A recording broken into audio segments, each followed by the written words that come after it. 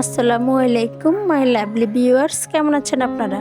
আপনারা যারা পাঙ্গাস মাছ খেতে পছন্দ করেন না তাদের জন্য আমি আজকে একটি পাঙ্গাস মাছের ইউনিক রেসিপি নিয়ে আসলাম। আশা করছি সবার ভালো লাগবে এবং সবাই একবার হলেও ট্রাই করবেন। এর জন্য প্রথমে পাঙ্গাস মাছ ধুয়ে কেটে পরিষ্কার করে নিলাম। এবার একটি পাত্রে 3 টেবিল চামচ পরিমাণ তেল দিয়ে দিলাম। তেলটা গরম হলে এতে দিয়ে দিলাম 1 চামচ পরিমাণ লবণ। এর সাথে দিয়ে দিলাম 4 থেকে 5টি পেঁয়াজ কুচি, 1 চামচ পরিমাণ আদা রসুন পেস্ট।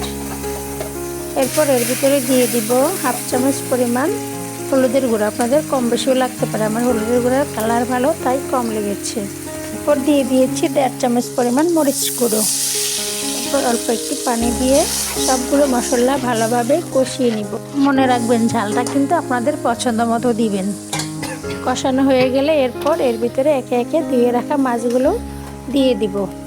এখানে একটি টিপস বলে দেই, পাঙ্গাস মাছটা খুব সুন্দর করে লবণ দিয়ে হলুদের গুঁড়ো দিয়ে ভালোভাবে ধুয়ে নিতে হয়, তাহলে আর গন্ধও থাকে না, খেতেও মজা লাগে।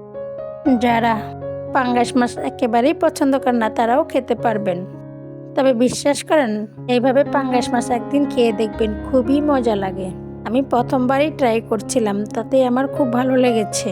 এই জন্য আপনাদের সাথে আমি রেসিপিটি শেয়ার করলাম। আমার কথা বিশ্বাস না হলে একবার আপনারা ট্রাই করবেন। আর যারা পাঙ্গাস মাছ পছন্দ করেন তাদের কথা তো আর বলাই লাগবে না, তারা তো এমনিতেই পছন্দ করেন। আপনাদের ভিতরে হয়তো অনেকেই ভাববেন মাছের ভিতরে আদা রসুন পেস্ট দেয় নাকি। আমি এখানে ছোট্ট একটি টিপস বলি, সব মাছের ভিতরেই আদা রসুন পেস্ট দিয়ে দেখবেন, অনেক বেশি মজাদার হয়। মাছের যে দুর্গন্ধ আস্তে আস্তে একটা গন্ধ, ওই গন্ধটাই থাকবে না, খুব মজাদার হবে। আমি সব মাছের সাথে আদা রসুন পেস্ট ব্যবহার করি, খুব ভালো লাগে আমার কাছে। এর বিশেষ চমক হচ্ছে আমি আজকে পাতাকপি দিয়ে আপনাদেরকে পাঙ্গাস মাছ রান্না করে দেখাবো। এর জন্য আমি এই ফাঁকে পাতাকপি কেটে নিয়েছি।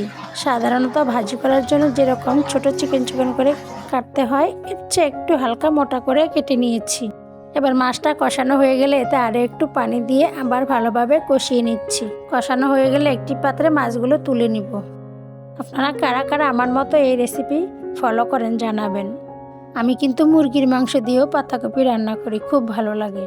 আপনাদের কাছে ছোট্ট একটু অনুরোধ, আমার রেসিপিগুলো যদি ভালো লাগে অবশ্যই আমার ফেসবুক পেজটি ফলো দিয়ে সাথে থাকবেন এবং সবসময় লাইক কমেন্ট করবেন। আপনাদের কমেন্ট পেলে খুব ভালো লাগে। আর যদি ইউটিউব থেকে দেখে থাকেন আমার চ্যানেলটি সাবস্ক্রাইব করে দিবেন। বিশ্বাস করেন আপনাদের জন্য অনেক কষ্ট করে রেসিপি তৈরি করতে হয়। আপনারা যদি সাথে না থাকেন তাহলে তো রেসিপি তৈরি করার মানেই হয় না। তো আশা করব আমার সাথে থাকবেন ইনশাল্লাহ। এই তো আপনাদের সাথে কথা বলতে বলতে আমার পাতাকপিগুলো প্রায় সিদ্ধ হয়ে আসছে। যেহেতু পাতাকপিতে পানি আছে তাই আর এক্সট্রা ঝোল দেওয়া লাগবে না, এই ঝোলেই পাতাকপিটা রান্না হয়ে যাবে। এই রেসিপিটা দেওয়ার একটা কারণ আছে।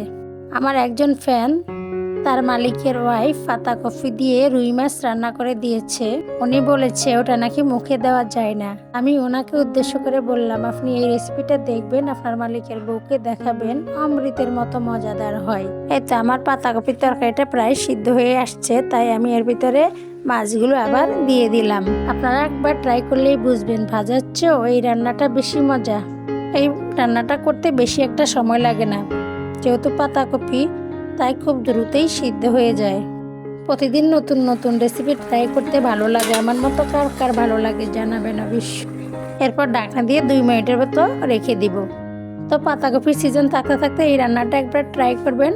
2 মিনিটের ভিতরে এবার আমার তরকারিটা সম্পূর্ণ রেডি। দেখুন কি সুন্দর কালার আসছে, মাশাআল্লাহ।